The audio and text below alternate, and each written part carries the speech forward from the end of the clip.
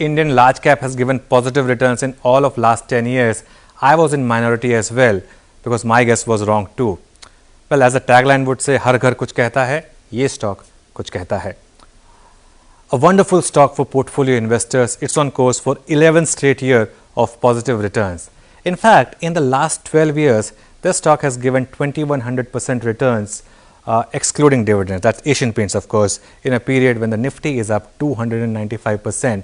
Now, that's a compounding of 29% versus 12.5% for the Nifty. In fact, a lakh invested in Asian Paints in 2008 is now worth 22 lakh, again not taking dividend into account. And for good reason, it's literally a stock for all seasons.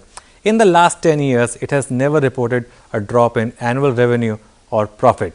Now, I always compare stocks with sports. All of us remember Virender Sehwag's triple centuries and the 6 sixes that Yuvraj hit, both great players I also enjoyed. But we would seldom remember the gritty 80 or 90 odd of Rahul Dravid in Australia, England or South Africa, which were worth gold. Asian Paints is the wall of Indian stock markets like Rahul Dravid was for Indian cricket. Look at what it's done in the year in which the market's down. In FY12, when the Nifty was down 9.2%, it was up 28%. FY16, when the Nifty was down 8.9%, it was up 7%. And in FY20, when the Nifty was down 26%, it was up about 12%. Now remember, if you're down 26% in a year, the next year you need to make 35% just to break even. That is the importance of doing well in down year for the market. Now let's look at the financial performance. Solid as rock. From 5,500 crores, the revenue has gone up to 20,500 crores. The profit after tax has gone up from 400 crores to 2,800 crores. The margin is up from 15% to 26%. But the one metric where it literally stands out is the debt to equity, finance cost. It's a company which has literally no debt burden. The debt equity is almost nil. It's in fact a cash machine. It has respected its equity. It's never raised equity since its listing way back in 1982. Has never needed any debt as well because cash generated every year is enough to pay healthy dividend, taxes and plow back the money in the business. Now let's look at how the shareholding pattern of the company has looked over the last many years. Promoter shareholding has remained strong. In fact, it's gone up a bit from 49.98 or 50% to 52.79%. LIC has cut its stake from 7.8% to nearly 2.8%.